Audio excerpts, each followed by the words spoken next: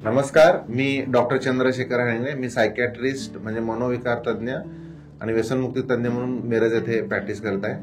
आज आपण एक महत्त्वाचा मानसिक आजार जो आहे ज्याला म्हणतात स्किझोफ्रेनिया याबद्दल चर्चा करणार आहोत.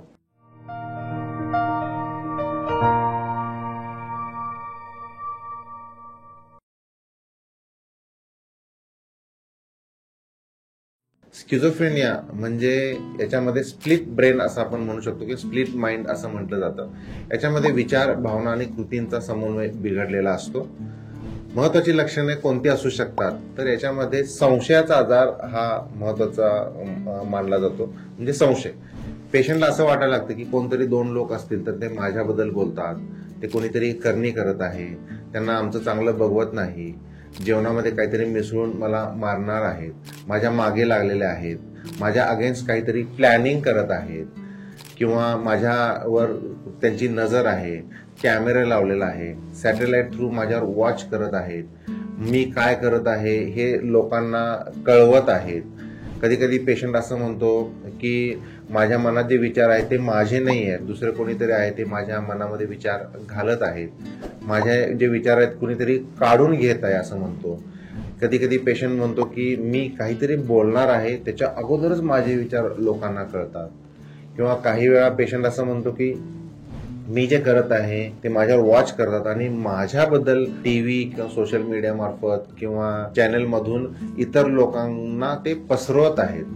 आणि सर्वात महत्वाचा जो प्रकार आहे तो म्हणजे पॅरानॉइड स्किझोफ्रेनिया. पॅरानॉइड म्हणजे संशय येणे. याच्यामध्ये पेशंटला म्हणजे मेल पेशंट असेल तर तो फिमेलवर चारित्र्याबद्दल संशय घेत असतो, पत्नीवर संशय येतो की तिचं कुणाबरोबर तरी अफेअर आहे, किंवा फिमेल असेल तर तिला नवऱ्याबद्दल संशय येतो की नवऱ्याचं कुणातरी परस्त्री बरोबर अफेअर आहे. म्हणजे संशयाचा आजार हा एक महत्वाचा लक्षण याच्यामध्ये दिसू शकतं. आणखी एक महत्वाचं म्हणजे कॅटाटोनिक स्किझोफ्रेनिया एक प्रकार आहे. याच्यामध्ये पेशंट एकाच ठिकाणी बराच वेळ बसून राहतो, तो बोलत नाही, आपल्या तंद्रीतच राहतो, स्वतः पुटपुटतो, स्वतः हसतो, अशी पण काही लक्षणं दिसतात. कधी कधी एकाच पोझिशनमध्ये तो 2 तास 3 तास असंच राहतो एकाच ठिकाणी. कधी कधी आपण जे बोलतो तो रिपीट करतो, म्हणजे याला इकोलेलिया म्हणतो. इकोप्रेक्झिया म्हणजे आपण असे हात वर केले तर तो पुन्हा तेच रिपीट करत असतो, तर याला इकोप्रेक्झिया म्हणतात. पिलो कुशन इफेक्ट म्हणतात. म्हणजे पेशंट जर झोपला असेल आणि त्याची जर मान उचलली तर तो त्याच पोझिशनला तसाच वेळ तो बराच वेळ ठेवू शकतो. याला पिलो कुशन इफेक्ट म्हणतात. ऑटोमॅटिक ओबिडियन्स म्हणजे त्याला काही सांगितलं तर पेशंट ऐकत असतो. किंवा निगेटिव्हिझम म्हणजे काही सांगितलं तर ऐकत नाही, अंघोळ करत नाही, आपल्याच तंद्रीत राहतो, काम करत नाही, घरात नुसतं बसून राहतो. काही पेशंटमध्ये तर डिसऑर्गनाइज स्किझोफ्रेनियामध्ये इकडे तिकडे फिरतात, कपडे असतात कधी कपडे नसतात, उकिरड्यावर ते कचरा गोळा करत असतात, अन्न गोळा करत असतात. तर ही सर्व लक्षणं ही स्किझोफ्रेनियाची आहेत.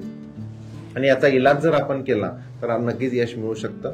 आणि हा नक्की आजार कशामुळे होऊ शकतो तर केमिकलच्या इम्बॅलन्स, याला डोपामिन नावाचं केमिकल आहे, त्याची जी लेवल आहे ती कमी झाल्यामुळे होतं. शक्यतो जास्ती लेवल झाल्यामुळे असं होत असतं.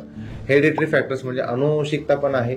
फॅमिली मेंबर्समध्ये हा आजार झाला असेल तर होणाऱ्या पिढीमध्ये होऊ शकतो. सायकोसोशल फॅक्टर म्हणजे काही स्ट्रेसफुल फॅक्टर्समुळे पण याची सुरुवात होऊ शकते असं म्हणतात. आणि कधी कधी काहीही कारण नाही तरीही हा आजार होऊ शकतो. ट्रीटमेंट कशी देऊ शकतो आपण तर औषधोपचार उपलब्ध आहेत. ओपीडी बेसिसवर ट्रीटमेंट करू शकतो. जे पेशंट कोऑपरेटिव्ह आहेत, अर्ली स्टेजमध्ये आहेत, त्यांची ट्रीटमेंट करू शकतो ओपीडी बेसिसवर. ड्रगचा वापर करून अँटीसायकोटिक्सचा वापर जास्ती राहतो. कधी कधी मूड स्टेबिलायझरचा वापर करावा लागू शकतो. आणि जे पेशंट व्हायलेंट असेल, कोऑपरेटिव्ह नसेल तर अशा लोकांना ऍडमिट करण्याची गरज लागू शकते. ऍडमिट केल्यानंतर काही पेशंटमध्ये ईसीटीची ट्रीटमेंट लागू शकतो, म्हणजे इलेक्ट्रिकॉनॉलॉजी थेरपी. याच्यामध्ये पेशंटमध्ये लवकर फरक पडण्यासाठी पेशंटमध्ये कन्व्हर्जन आपण इंड्यूस करतो आणि त्यामुळे पेशंटमध्ये इम्प्रूव्हमेंट होण्याची शक्यता ही वाढते. तर वेळीच आपण जर इलाज केला, वेळीच डिटेक्ट झाला हा आजार तर आपण लवकर हा कंट्रोल करू शकतो. पुन्हा एका नवीन आजाराबद्दल आपण चर्चा करण्यासाठी पुन्हा भेटू. तोपर्यंत नमस्कार.